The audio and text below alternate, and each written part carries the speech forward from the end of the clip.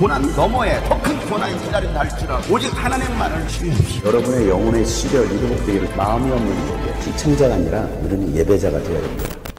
샬롬, 오늘은 복되고 거룩한 주일입니다. 오늘도 주님의 말씀으로 우리 영혼이 소생하고 성령의 인도함 받는 하루가 되기를 간절히 소망합니다. 함께 나눌 말씀은 누가복음 17장 1절부터입니다.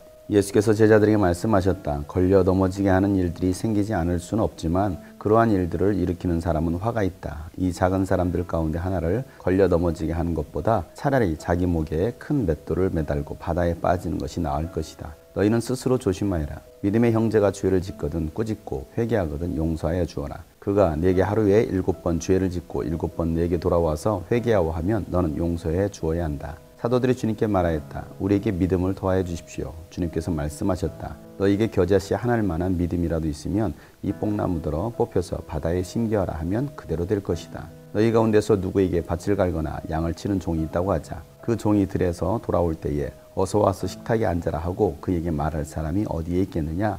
오히려 그에게 말하기를 너는 내가 먹을 것을 준비하여라. 내가 먹고 마시는 동안에 너는 허리를 동이고 시중을 들으라. 그런 다음에야 먹고 마시라 하지 않겠느냐? 그 종이 명령한 대로 하였다고 해서 주인이 그에게 고마워하겠느냐? 이와 같이 너희도 명령을 받은 대로 다 하고 나서 우리는 쓸모없는 종입니다. 우리는 마땅히 해야 할 일을 하였을 뿐입니다. 하여라. 아멘.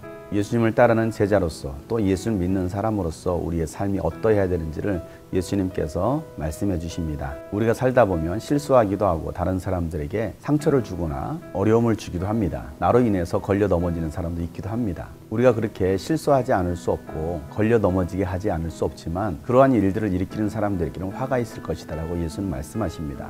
이 말씀은 나로 하여금 다른 사람들이 걸려 넘어지는 일이 없도록 하라는 말씀입니다. 어린아이 하나를 걸려 넘어지게 하는 것보다 내 목에 맷돌을 매달아서 바다에 빠뜨리는 것이 차라리 낫다라고 말씀하십니다. 그 정도로 다른 사람들을 걸려 넘어지게 하지 말라는 것입니다. 늘 내 자신을 돌아보고 스스로 조심할 필요가 있다는 것입니다.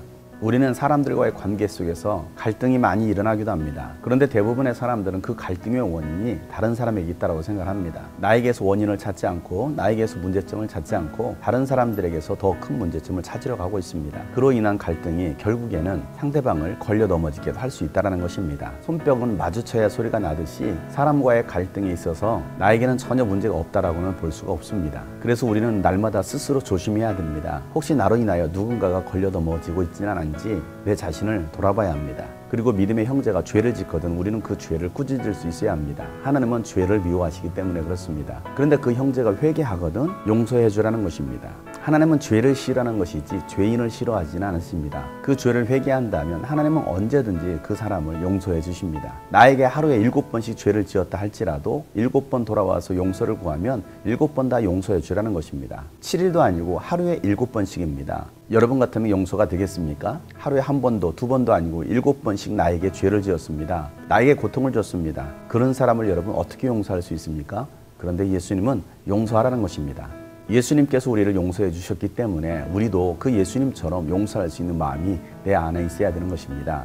내 감정과 의지로는 결코 용서할 수 없습니다. 내 생각 가지고서도 용서할 수 없습니다. 그러나 우리가 예수님을 생각한다면 용서하지 않을 수가 없는 것입니다. 누군가가 여러분에게 7번 죄를 지었다 할지라도 그가 용서를 구하면 용서해 줄 수 있는 사람이 바로 예수 믿는 사람입니다. 하나님의 사람입니다. 사도들의 말씀을 듣다 예수님께 우리에게 믿음을 더하여 주십시오 라고 요청을 합니다. 그러자 예수님은 너희 가운데 겨자씨 하나일 만한 믿음이 있더라면 뽕나무들어 뽑혀서 바다에 심기어라 명령하면 그대로 될 것이다 라고 말씀하십니다. 제자들은 예수님을 따라다녔고 예수님 말씀도 들었고 예수님의 기적도 보았습니다. 그러나 그들 가운데는 믿음이 없었습니다. 예수님은 그들의 믿음 없음을 책망하셨습니다. 그래서 사도들은 믿음을 더해달라고 말을 하자 예수님은 그 제자들에게 겨자씨 하나일 만한 그 작은 믿음만 있어도 명령하면 종은 순종한다라는 것입니다. 그래서 예수님은 종에 관한 말씀을 해주십니다. 밭을 갈거나 양을 치는 종이 있었는데 그 종이 집으로 돌아왔을 때에 어서 와서 식탁에 앉아라 라고 말할 사람이 어디 있겠느냐는 것입니다. 오히려 주인은 너는 가서 나의 먹을 것을 준비해와라. 그리고 허리를 동이고 내 시중을 들어라 라고 말을 합니다. 그러면 그 종은 그 주인의 말을 듣고 식사를 준비하고 허리를 동이며 시중을 듭니다. 그 모든 것을 다 마치고서야 그는 먹고 마실 수가 있습니다. 종이 주인의 명령대로 했다고 해서 주인이 그에게 잘했다라고 말을 합니까? 주인이 종에게 고마워합니까? 아닙니다. 그저 종은 주인의 말을 따를 뿐입니다. 이처럼 너희도 명령한 대로 다 하고 나서 우리는 무익한 종입니다. 마땅히 해야 할 일을 했을 뿐입니다. 라고 말을 하라는 것입니다. 그가 바로 신실한 종, 충성스러운 종인 것입니다. 사랑하는 여러분, 우리는 하나님의 자녀입니다. 예수 그리스도로 말미암아 구원받은 하나님의 자녀입니다.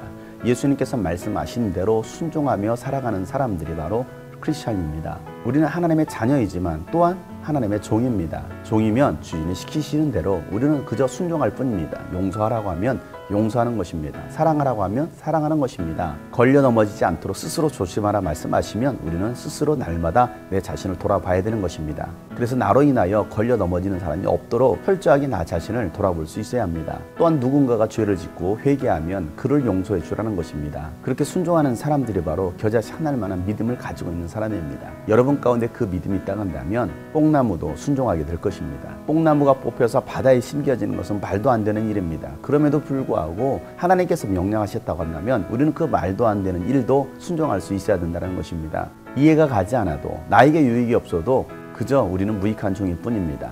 마땅히 우리는 해야 할 일을 했을 뿐입니다. 순종하는 자들이 바로 하나님의 자녀입니다.